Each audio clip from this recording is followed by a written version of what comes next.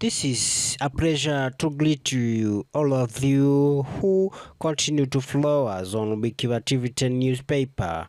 We wish you to share with you an interview that contains a lot of wisdom, advice, and warning, and the criticism of what is not going well is the interview Paul Kagame, the President of the Republic of Rwanda, had with a CNN reporter and delivered to the participant of the African CEO Forum. It's a conference that brought together more than 2,080 people from different countries. The interview was with journalism Elen. So let's listen to what they had to say in different, and I wish you to come back and listen for us in and what we are going on this day. I encourage you to listen carefully. Please take a seat. Fantastic to be back. You're welcome. Thank you. I always feel very welcome here, and it's interesting to come at this time in the world. I mean, we've seen so many cycles, but I have to say, possibly nothing like this has ever happened in the global economy.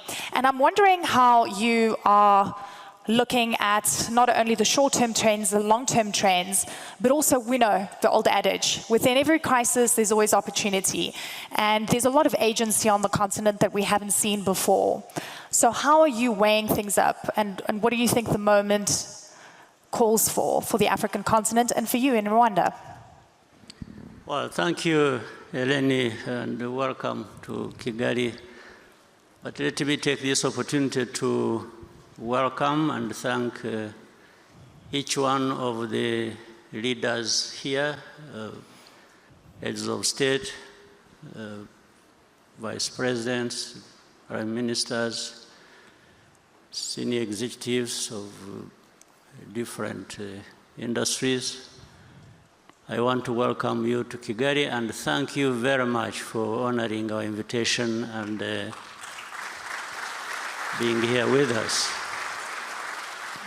Of course, I want to thank Amir and his team, Jeune Afrique, for having thought of this idea to bring people together in this manner that has been operational for a number of years.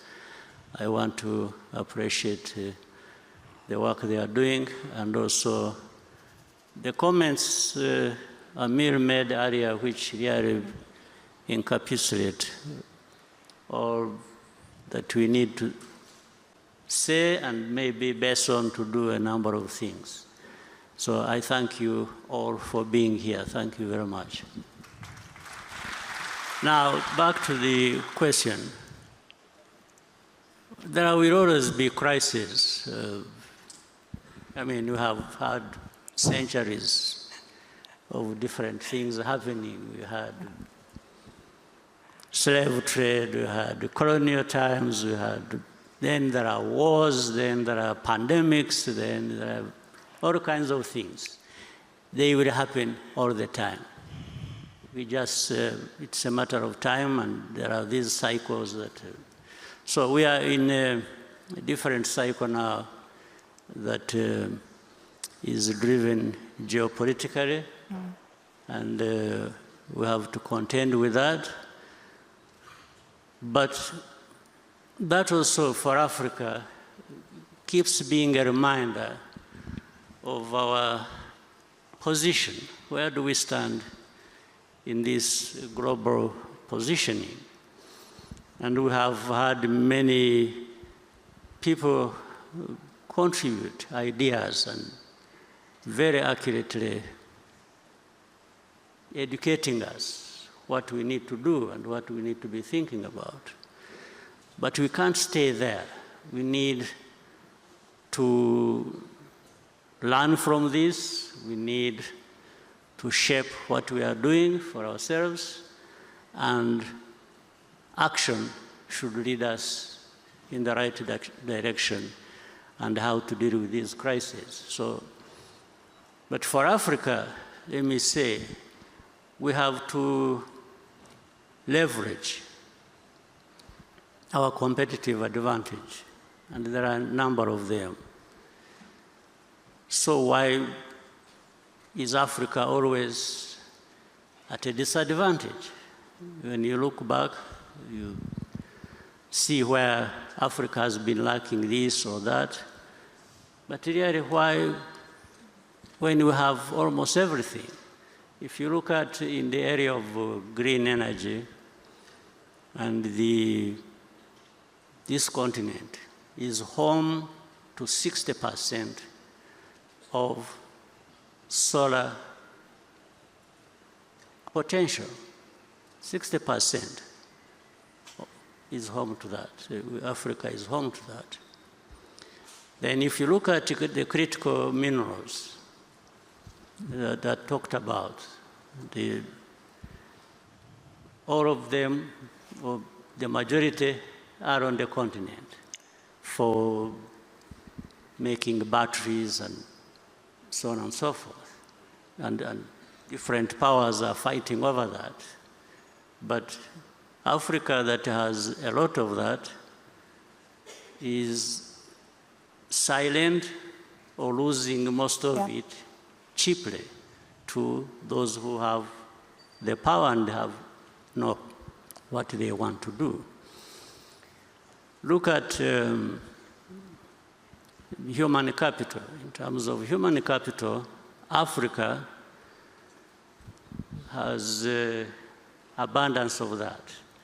In fact, whether maybe by now already or in a few years to come, Africa will be having the largest middle class in the world.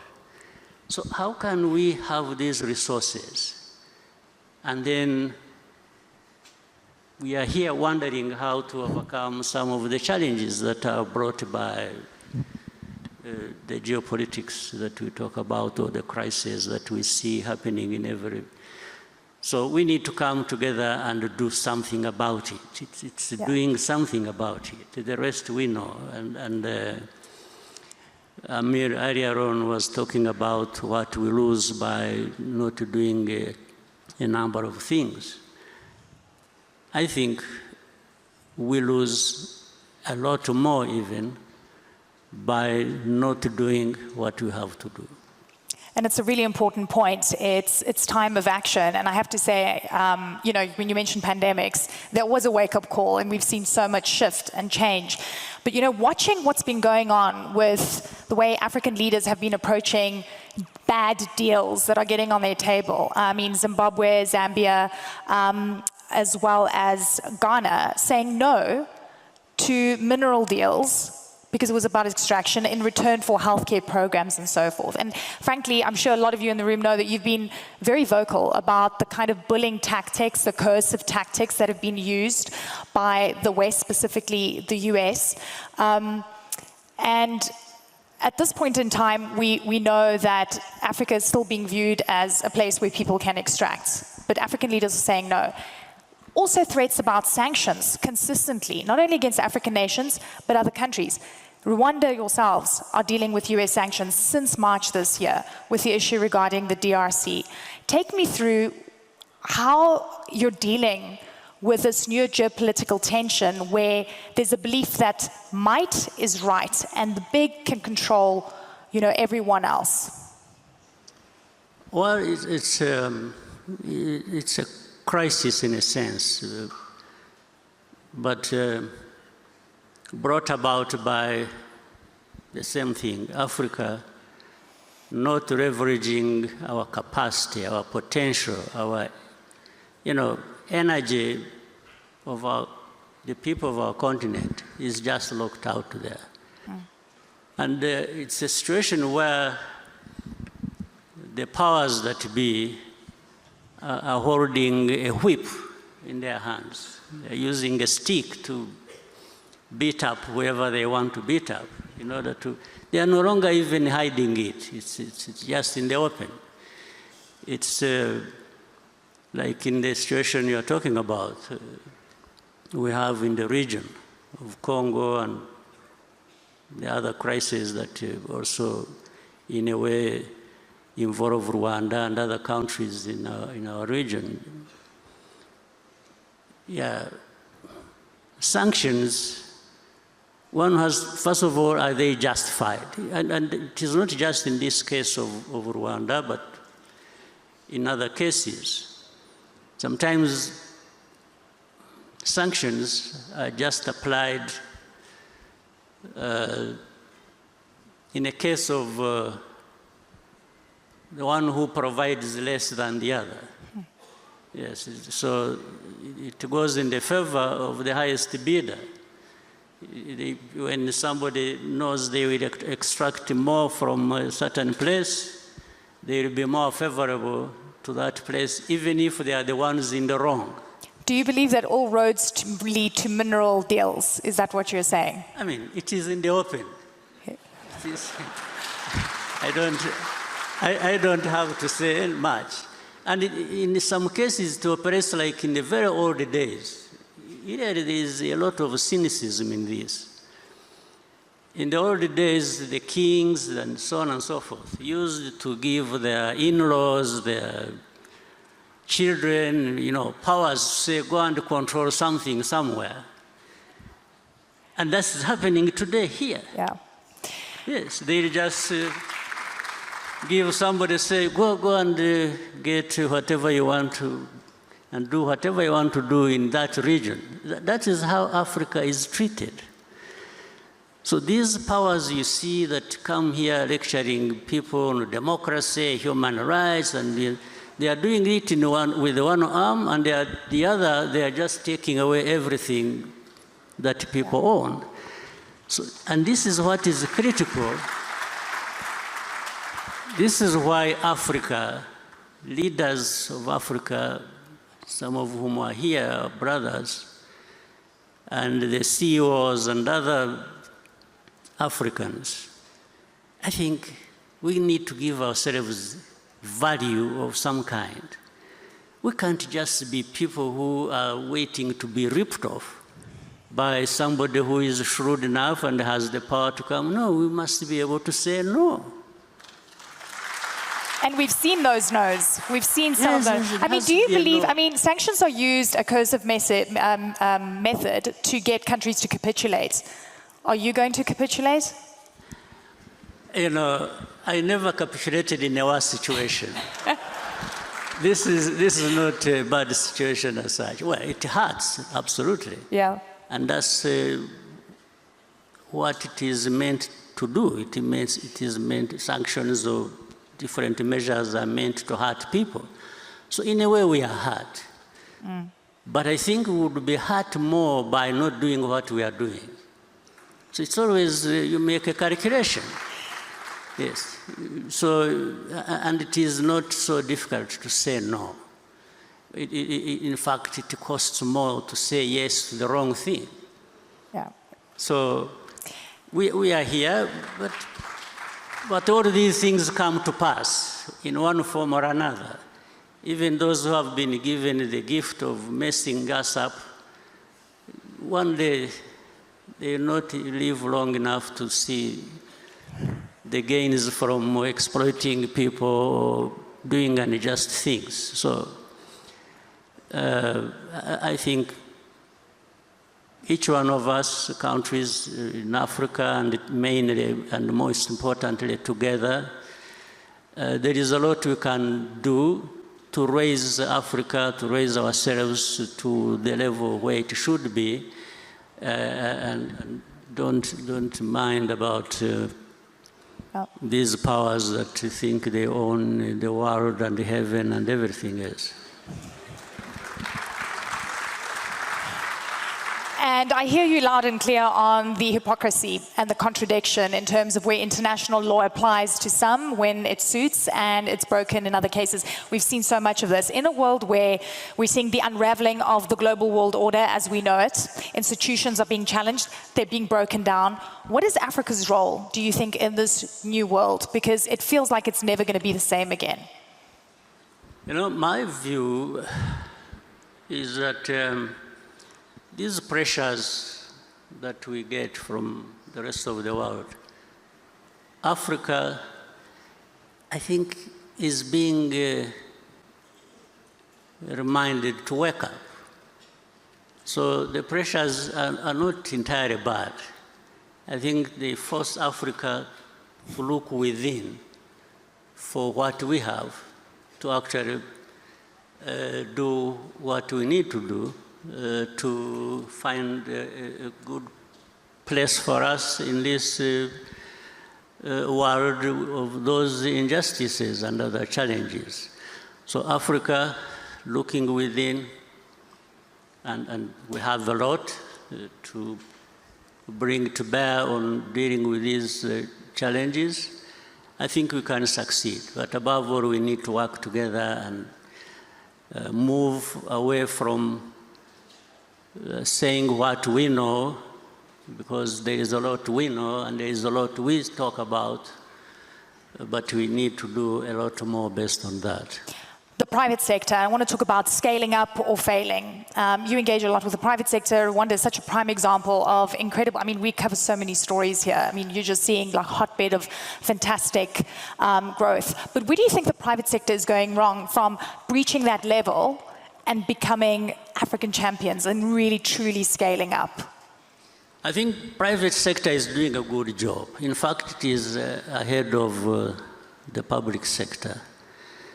But we could be served much better by finding a way to bring close private sector and the public sector and benefiting each other as one, because that's what we are actually one when you look at the needs of the continent. And so I want to thank the private sector. The private sector, they are actually, to some level, hustlers. They are able to go through some of the barriers that are created by the public sector. Yeah. But if those barriers were not there, the private sector would be far ahead of where they are, and along with that, the continent also would be ahead of where we are. So my call to all of us is for really coming together, the private sector, the ways of how they could conduct business, I think, have been very elaborately put by Amir in the presentation you had with him earlier. And those of us in the public sector need to fine-tune our responsibilities towards allowing the private sector to be the engine that they are and should be, and all of us would benefit. I think His Excellency just gave all of you a compliment. He called you hustlers. He says you're the, doing things better than the pipe. Yes, give yourselves a round of applause. Mr. President, you're so, so encouraging always. I've got one other question, and I want to talk about, when I wake up in the morning and I have to check, can you believe social media to get an understanding of what leaders are thinking? And a lot of the time, it lacks decorum, it's shocking. You guys know who I'm talking about, right? Yeah, I don't have to say it. What do you think of the way global leaders, the strongest leaders on this planet, are speaking right now? I'm sure do you wake up and check what people are saying, on social media? Do you get shocked? What shocked you the most? There's a lot. I have become immunized to shocks. But social media is very interesting. It brings equality in some sense of presentation of ideas and feelings, and it has really, media has been democratized. I think it is important. Everyone can express themselves and they will be heard.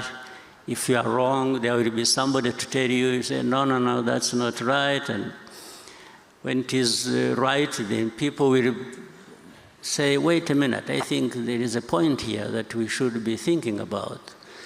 So it has been so open that we have gone beyond having this narrow sense of being guided into things without sometimes thinking, or we are conditioned to believing even what is not right just because it has been said by somebody in the media. So it has sort of opened up space for everybody. So some of us also follow, and it's up to any individual to scan and try and make a sense of what you've heard, you are seeing, and it is a good way. You receive criticism, you receive advice, and so it remains the responsibility of any individual to decide how they build on that and benefit. You didn't answer my question about the shock factor. Are you shocked by some of the things you see? I'm not, I said I've been immunized. Immunized, okay. I'm not shocked about it.